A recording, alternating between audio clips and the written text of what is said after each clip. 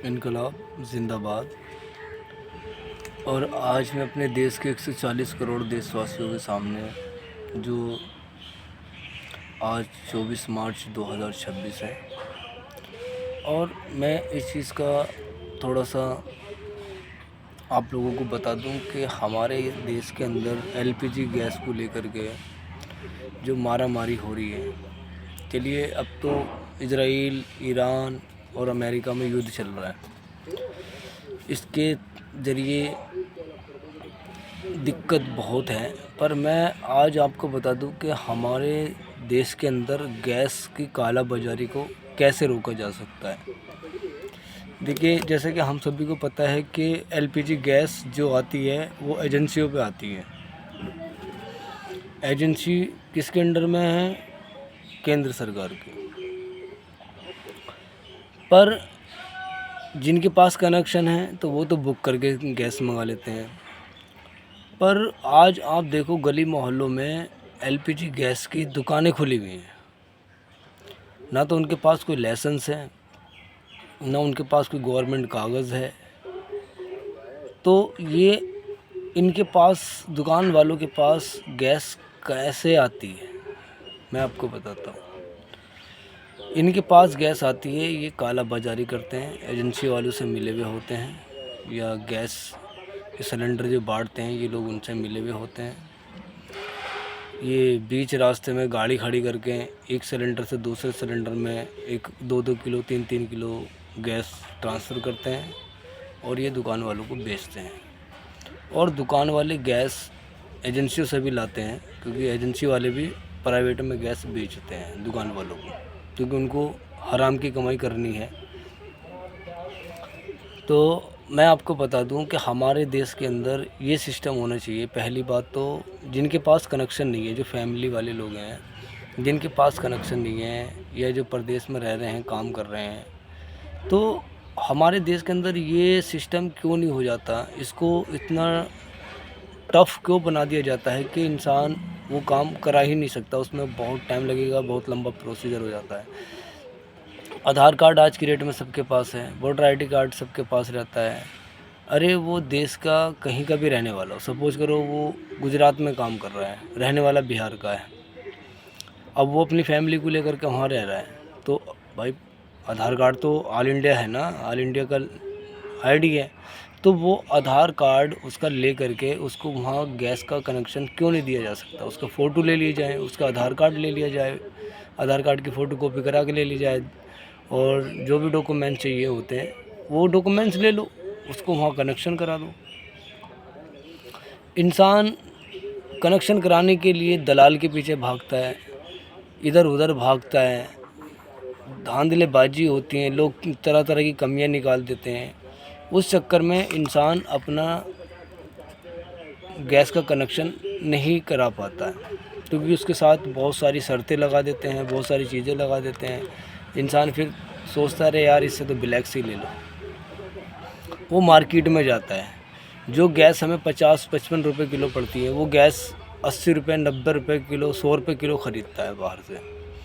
पर मेरा क्वेश्चन ये है कि जब हमारे देश की सरकार, केंद्र सरकार, गैस का, एलपीजी का सारा काम केंद्र सरकार के हाथ में है, तो जब एजेंसी पर गैस आती है, तो अगर किसी इंसान को सिलेंडर चाहिए तो वो अपना आधार कार्ड ले आकर के, अगर उसके पास कनेक्शन नहीं भी है तो वो अपना आधार कार्ड दिखा करके गैस एजेंसी से भी तो सिलेंडर ले सकता है उसी रेट में।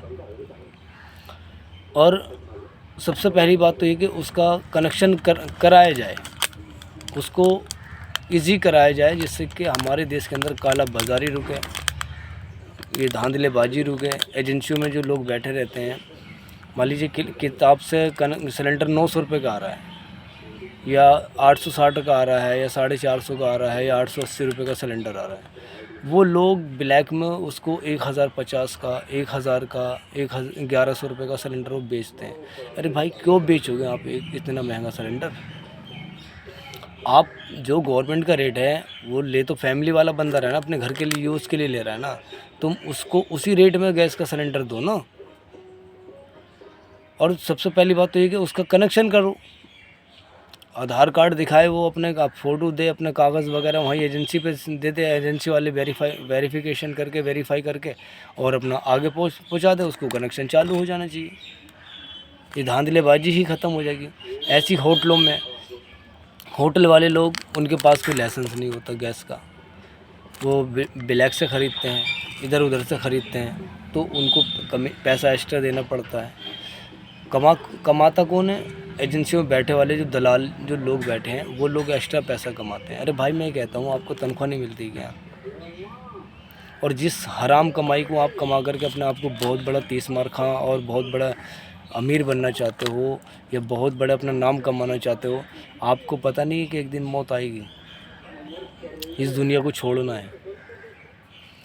मेरा कहने का मतलब ये है कि देखिए, आप मेहनत से कमाइए, ईमानदारी से कमाइए, अपने बच्चों को पढ़ाइए, अच्छे संस्कार दीजिए, अच्छा इंसान बनाइए, वो खुद रोज़गार देख लेंगे, वो खुद पैसा कमा लेंगे मेरे भाई। आप हराम की कमाई करके, दूसरे की खून पसीने की कमाई को लूट करके, किसी का दिल दुखा करके आप पैसा कमाते हो, और वो पैसा आप अपने बच्चों को पढ़ाने में लिखाने में लगाते हो। जब बच्चा बड़ा हो जाता है तो वो बच्चा आपकी कैसे इज़्ज़त कर लेगा, वो बच्चा आपकी कैसे कदर करेगा, वो बच्चा आपका कैसे सम्मान कर सकता है, जब आपने अपने बच्चे की परवरिश ही हराम की कमाई से करी है। तो बताइए मुझे, ये मेरे भाई बहुत सोचने की बात है। अगर आप सभी भाई मेरी बात से अगर सहमत हैं तो इस वीडियो को शेयर करें, क्योंकि जागरूकता हम सब के लिए बहुत ज़रूरी है, बहुत ज़रूरी है। क्योंकि काम सारे होने चाहिए, मैं ये नहीं कहता काम नहीं होने चाहिए। वही होटल वाले बेचारे अपना दो पैसा कमा करके लोगों को रोड पे खाना देते हैं, लोगों की भूख मिटाते हैं, तो वही चीज़ जो अनलीगल तरीके से उनको मिल रही, वही चीज़ उनको लीगल तरीके से मिल जाए। एजेंसी वाले जो मतलब हेरा फेरी करके इधर उधर सिलेंडर करके ये लोग पैसा कमाते हैं, दुकानें खोलते हैं, उनके पास सिलेंडर कहाँ से आ जाते हैं? जब एजेंसी पर आज की डेट में 2026 में, जैसे कि हमारे देश के अंदर मारामारी चल रही है, तो उनके पास सिलेंडर कहाँ से आ रहे हैं? 2500 3-3 हज़ार रुपये सिलेंडर बेचने के लिए कहाँ से आ रहे हैं उनके पास? यानी तो इसका मतलब तो एजेंसी वाले उनसे मिले हुए हैं।